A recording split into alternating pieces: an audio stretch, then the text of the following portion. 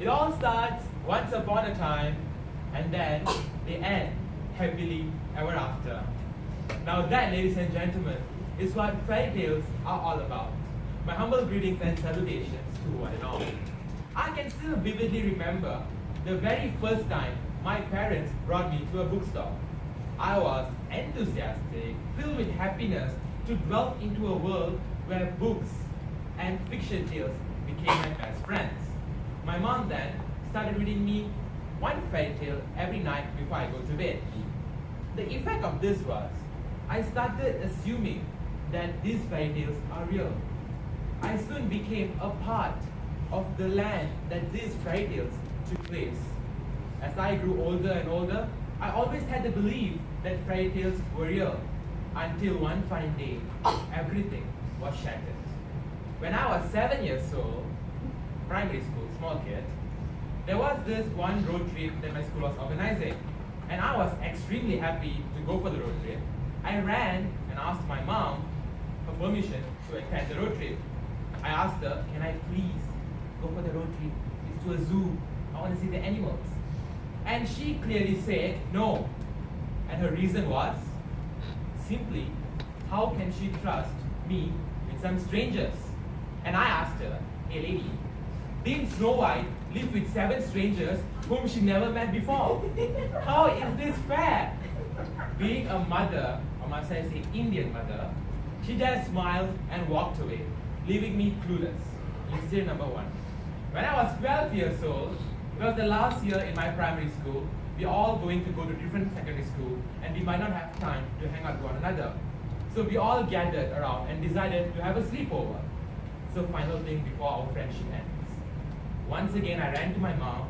I begged for mercy and I asked her, can I please go for this sleepover just for one night?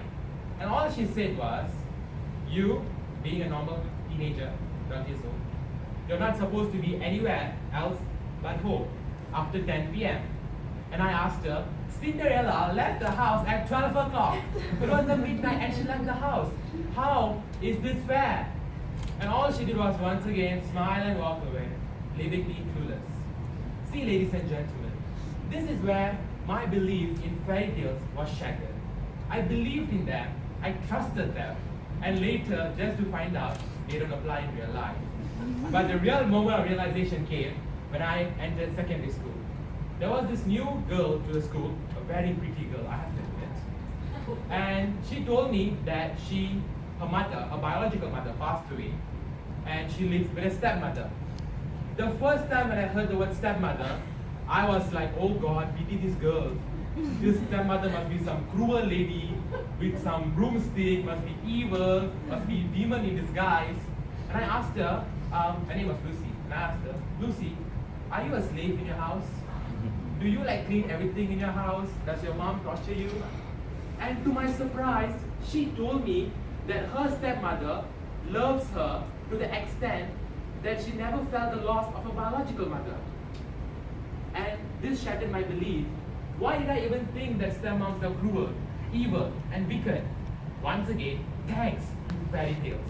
Cinderella, Snow White, they go on and on and on, picturing stepmom to be someone cruel and wicked. Well then, I had friends who shamelessly admitted to me that these girls I tell you, they ran after frogs in their neighborhood, trying to catch that poor animal and kiss that frog, assuming frogs turn into a Prince Charming when they are kissed. I was like, wow. And I told them, chill, there is no Prince Charming on planet Earth, except for myself. But nobody was interested. Right? And then, ladies and gentlemen, I moved on in life and I realized that, for an example, every morning I have troubles waking up. I have troubles doing my assignment. And no fairy godmother or Rumpelstiltskin pops out of nowhere to help me.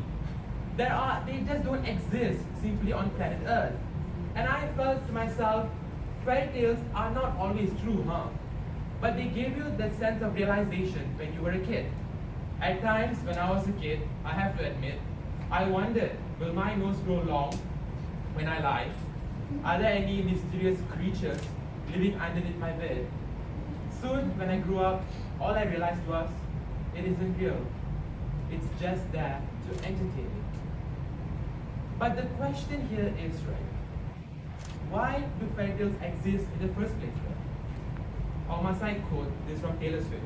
In fairy tales, you can always see the good man dressed in white, beautiful or handsome and charming, and the cruel person to be evil, usually pictured in an ugly manner and wearing black. Lavanya can be an example. Ladies and gentlemen, in real life, it does not happen like that. You have to go through like hundreds of experiences for you to realize who is good and who is bad. This is once again contradicting fairy tales. To all the mothers to be, even grandmas to be, I have to admit and tell you that fairy tales may not be always real, but don't stop telling them to your kids. Albert Einstein once said that if you want your kid to be smart, read him a fairy tale. But if you want your kid to be smarter, read him more fairy tales. But if you wonder one day if your kid is going to start rebelling and questioning the truth of fairy tale, just like what I did, what will your response be then? No matter what you're going to say, just bear in mind that it all started once upon a time, and then they lived happily ever after. Thank you.